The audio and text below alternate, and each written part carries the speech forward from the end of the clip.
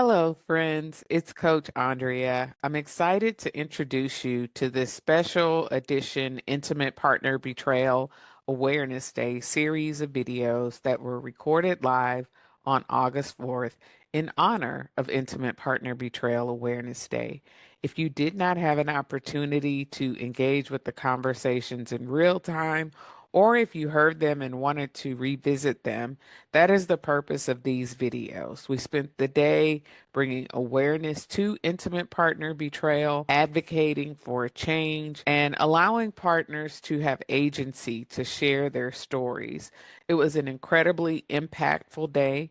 Everyone that you see in these videos dedicated their time and their energy, and I want to say thank you to each one.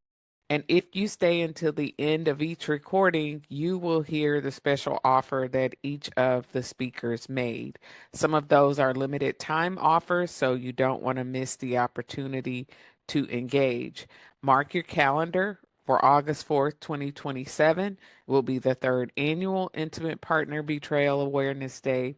But without further ado, I hope you enjoyed these recordings, that they speak to your heart, and somewhere along the way that they remind you of the embers of light that are within you, waiting to be fanned into a flame. Thank you for listening.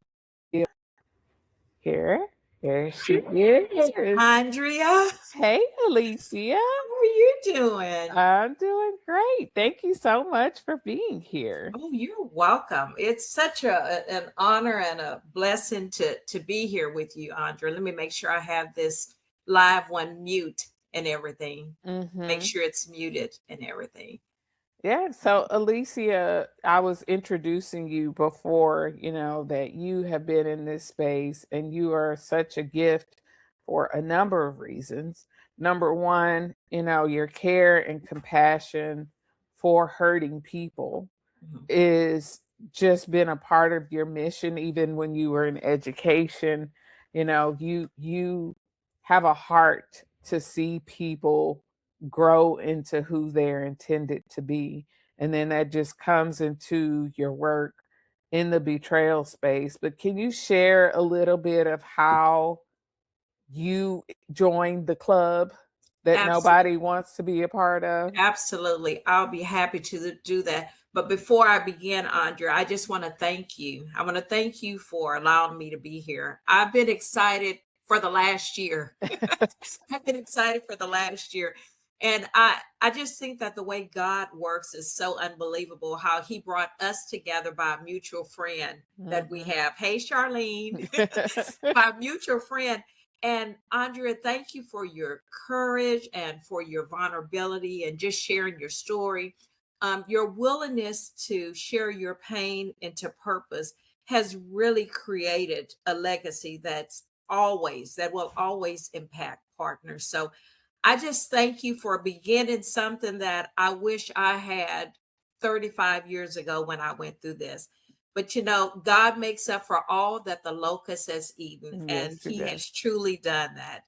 I guess my story, Andrea, began 35 years ago when I knew nothing about D Day. In fact, my D Day was a double D Day because Mhm. I discovered and I was served with divorce on the same day.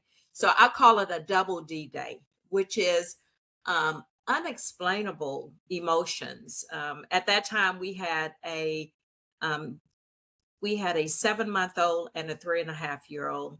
And I remember I was at home when I got served, and all I remember, it is such a fog. All I remember is getting served, putting the girls down in the playpen, at least the baby, going into my closet, getting in a fetal position and crying like I have never cried since. I mean, I was just totally devastated. Devastated is likely the word that I'm trying to even seek. In fact, I don't even know if there's a word in our vocabulary can really explain what I felt in that moment.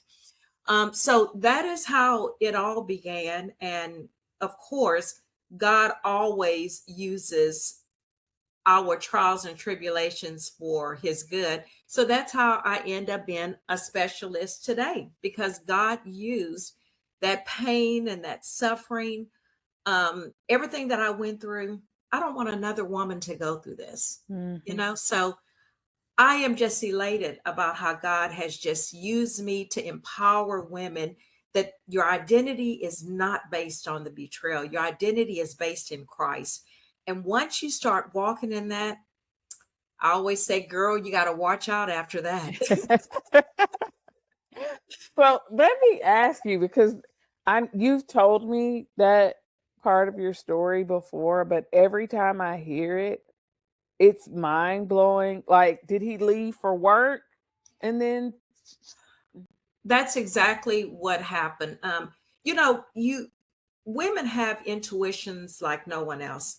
I knew something was going on. I just didn't know what. Mhm. He worked for the unit for Texas Department of Correction, and I can recall now that in those last couple of months that I started getting a lot of calls from them, and I didn't think anything about it. I just thought it was his job calling.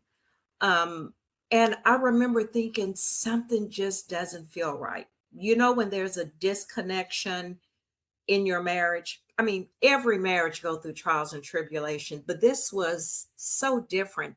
And I sensed that happening, and I just couldn't figure out what it was. And I remember talking about it. And of course, I was the one coming to conclusion. I was the one that had the issue. I was, judgmental, all those things that you hear that someone is gaslighting you on, or trying to slowly steal your reality away. Mhm. I was just naive. I guess that's what I could call it, naive. I got married out of college. That was just the next milestone to do. My parents are going on 66 years of marriage, so that's all I knew was seeing their marriage, thinking that I was in that marriage. Mhm. And once the divorce papers came, of course, he was nowhere around. He was at work. And of course, I couldn't get in touch with him. But I was totally surprised. I didn't see it coming. And listening to Barb's story, I remember the first person I called was a pastor. And, I was crying on the phone. And I remember the first thing he asked me was, "Are you not giving him enough sex? I mean, how's your sex life? Maybe, he needed to." So, of course, I was the blame of it from the very beginning. Mhm. And if you've ever been the blame of it, then that totally destroys your identity. It questions your worthiness. It questions everything about you. It really does.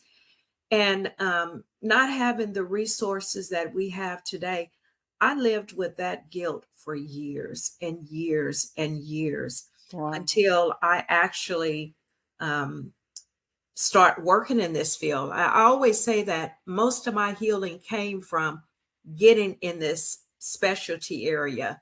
I would say that that's where most of my healing came because that's where all of my understanding came from. That's Mhm. where I was able to be free, realize there's nothing I could have ever done for what Mhm. happened to me. There's nothing that I could have ever said that happened to me.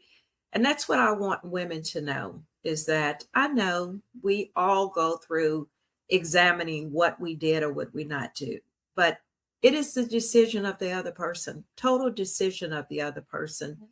So it was really a trying time back then. It really was. And as a mom, as yourself, our whole goal is to protect our kids. So Mhm. the focus was off of my healing and it was on their healing, making Mhm. sure that they were okay, making sure that they were provided for.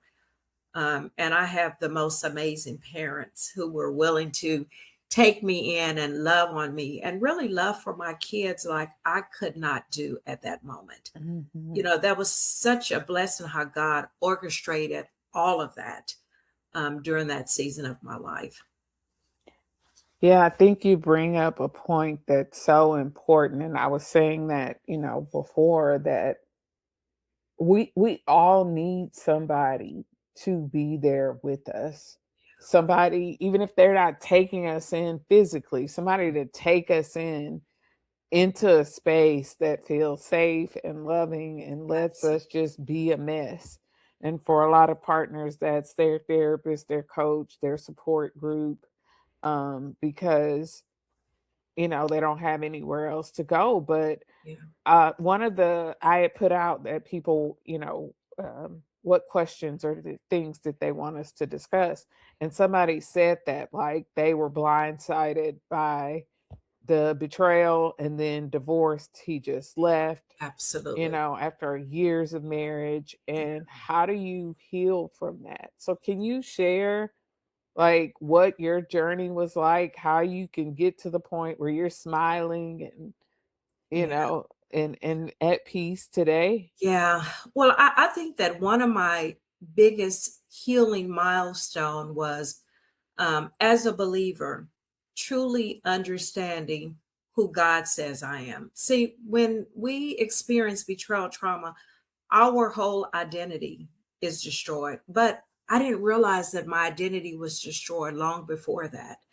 And that's part of what I work with partners is their story before their D story is what I Mhm. work with, because we Say all that had again.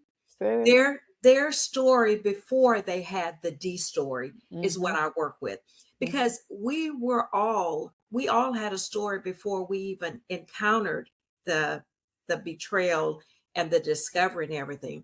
And I realized that the work that I had to do, I had to basically do the work in me, because I did want to become the better version of myself.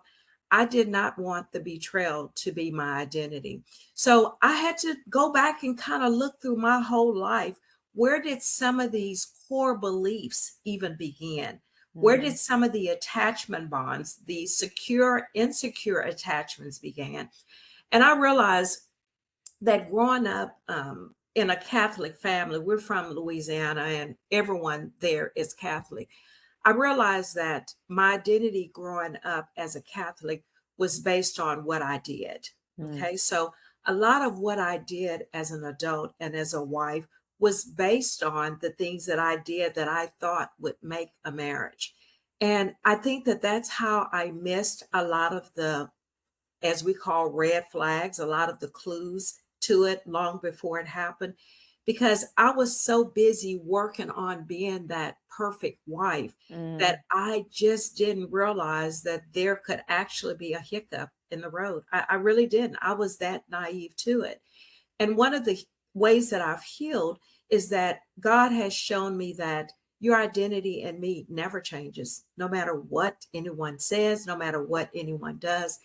And knowing that identity and walking in that identity are two separate things. I mean, I've gone to church all my life and I never really knew who I was in Christ. I'm going to be honest with you. Mm. And once I start learning that and walking in it, I really realized that my freedom had to come from Christ. And I always tell people that in order for my identity to change, I had to really focus on finding someone to walk that journey with me that believes in the same thing as me. Mhm. Because I mean, I've talked to quite a few people and their understanding of betrayal trauma is totally off from what I know Mhm. as betrayal trauma. So finding the right resources when you're going through this, especially at the very beginning, I think is the key to everything. But sometimes we sit in the trenches so long that our narrative changes in such a negative way that we realize that, hey, I do feel stuck in this. And we feel stuck in it is because we're believing the lies that we tell ourselves, and we're not really having the correct resources to help somebody walk us through it.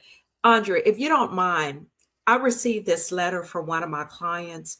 And if I had to write this letter to the person that kind of helped me to start, um, moving along, I would have used the same exact word. So just Mhm. let me give you a snippet of Yeah, this. yeah. Okay.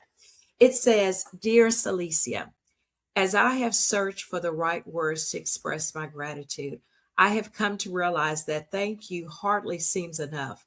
How do you adequately thank someone who willingly stepped into the darkest season of your life and choose to journey beside you? I mean, I get chill bumps when I read that. And she said, since D-Day, my life was forever changed in what felt like a single moment. Everything I believed to be safe, secure, and true shattered beneath me. The pain of betrayal reached into every part of my life, my marriage, my family, my children, my emotions, my thoughts, and even my relationship with God. That's Mm, something I hear so much of. I questioned everything, including myself. I lost more than a marriage. I lost my sense of identity. And this is the chilling part to me when she says that I just have to share this with you because this is just beautiful. She says, I often picture my healing like receiving an IV in a hospital. God Himself is the life giving solution inside that IV bag, the only true source capable of bringing life, healing, and hope. The tubing represents the transformational process. It itself it isn't always quick. Sometimes it seems painfully slow. Your ever prayer, ever counseling session, every difficult conversation you've had with me, every tear, every scripture, and every step of obedience became part of that pathway through which God's grace flows. Then came the steady drip, drop by drop. God poured restoration where there had been devastation, renewal where there had been exhaustion, peace where there had been chaos, truth where there had been deception, identity where there had once been shame. What once felt empty slowly became full again.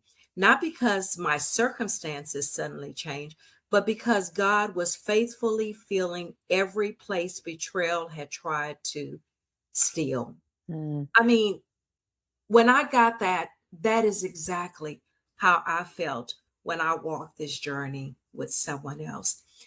If I can be a part of that, if God allows me to be a part of it, because every consultation I leave my potential client with, I need you to pray because I mhm, need to be the right one for you and I need you to be the right one for me. I mhm, don't really advertise. I have God to handpick these women that He wants me to walk this journey with. mhm, And that is, I think that that is one of the greatest rewards is to be used by Him during a season of your darkest days where women can say, you get it. mhm, You get mhm. it. Yeah. And And that is what you're doing today. well, I am excited to provide a space, a space for people to know that healing is available, that there is life on the other side of this, and it may not look at all like what you thought. I know you've shared you didn't think you'd be remarried. You're like, I'm done, but you are. Absolutely. I am. I am. And, a lot of people say, well, Alicia, what's your best self care? One of my best self cares is to be married to the man I am. He Mhm. knows that when I walk out that door, I better have that counseling hat off my head. He wants Alicia, the wife, when I walk through it. We have been married over 30 years, almost 30 years. Um, we are what's considered a blended family. And I tell you, being married to someone that loves you unconditionally is great. But one of the greatest lessons I've learned in those years is that in the first marriage, my trust was in the wrong source. It was Mm, in my husband. I had total trust in him. I believed everything he said. Now my total trust is in the Lord. And my husband will tell you, hey, my wife loves the Lord way before she loves me. And that's where my trust has to really be in mhm, God. Because what happens is that when you're married and your trust is in the Lord, you don't have to search for emails. You don't have to look at text messages because in God's time, and He's going to reveal what's ever happening in your marriage, in your relationships. So, being in this blended family and this being my specialty and everything, I think that God has been orchestrating everything from that fetal position in that closet up to now. I can look back now and see how He slowly put the pieces together in every part of my life.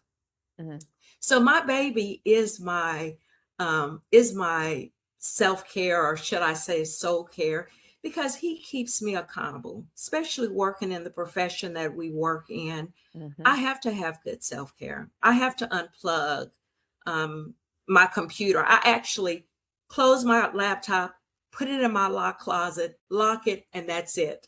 That's it. That's how I discipline myself. But I would say that my marriage, and you know, I've gotten a membership to a massage place, Massage Envy. Mm-hmm. I treat myself. I would say that at this season of my life, Alicia loves Alicia. Amen. I love Alicia. So, and that's not said in a conceited way. Mm-hmm. It's saying it because I love who God has created me to be in the midst of everything that goes through. Do I still have triggers? Absolutely. I have daughters with this ex husband of mine. I now have two adorable grandsons. And when I see their relationship and the consequences of everything that's happened, it crushes me. It really Mm-hmm. does. But, Mm-hmm. I'm able to pull up, I'm able to pray about it, I'm able to give them a hug, and I'm able to move forward with it. Yeah. Alicia, you said a couple of things that I think people need to hear. Number one, when you were talking about your husband, I just finished Viola Davis's book, Finding Me. And it's such an incredible read, very hard to read. Yeah, But she says the same thing about her husband, yeah, that he made everything in her life yes, better. absolutely. And that is something that I wish more women in particular understood, that this narrative that, well, this is as good as it gets, or this is the best that you can have, it's scary to believe in something like what you're describing, or Viola describes in her book, or even Michelle Obama describes in her book. Hmm. It's scary to believe in that because there's also a reality that you might not get that. But Absolutely.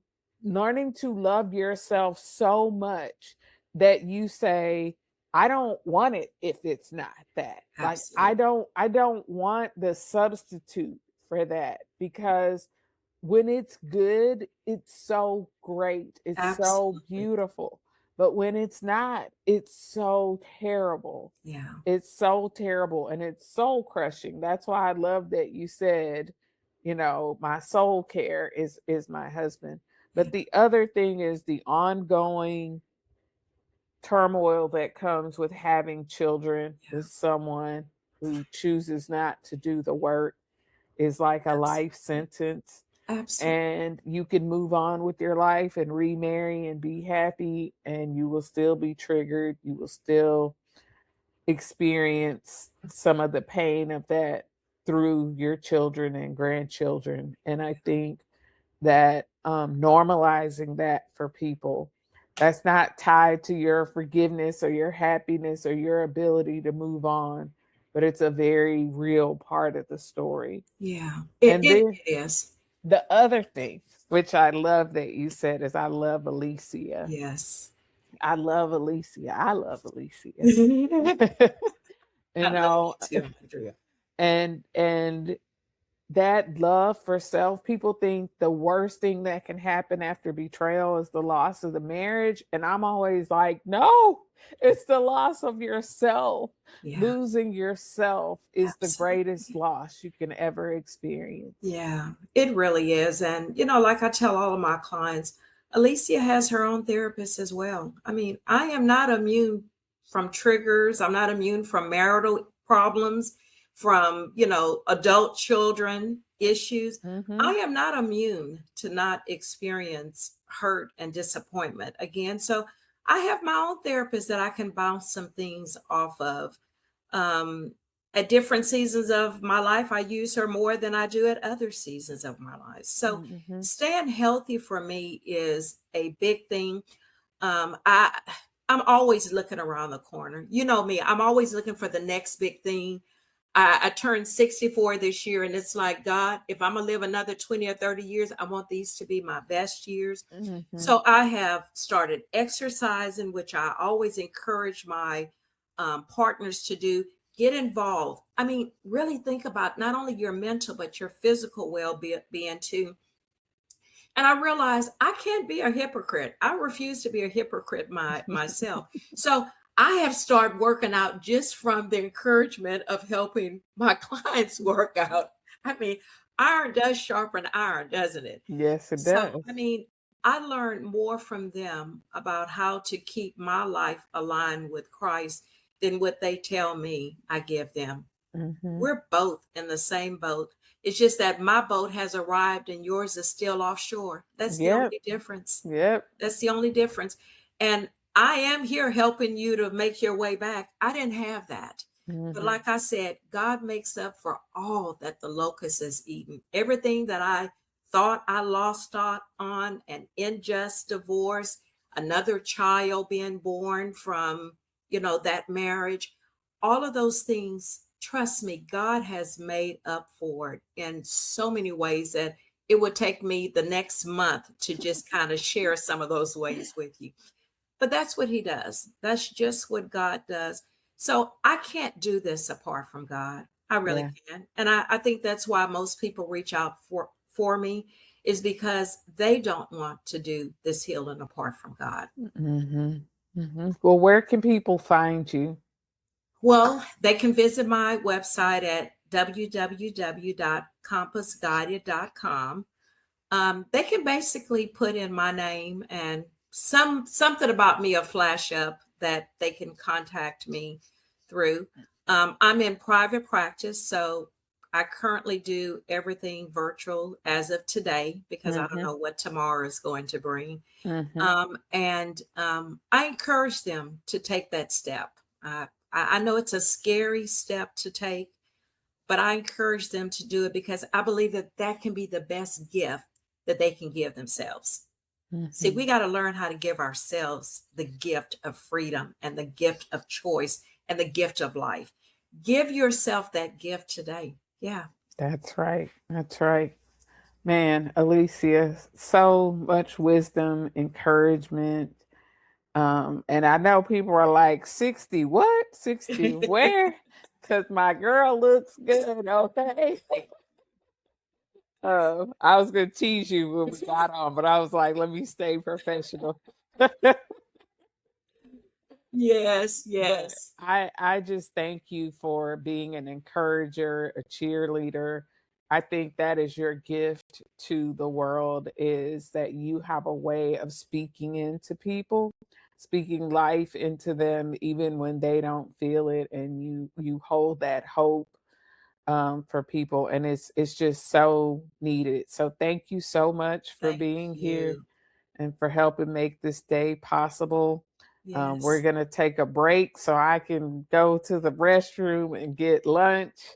But And we're thank you, Andrea. And I am 100% behind you making this live in person next year. I know okay. God is going to do that. All right. Well, we will get her done, right?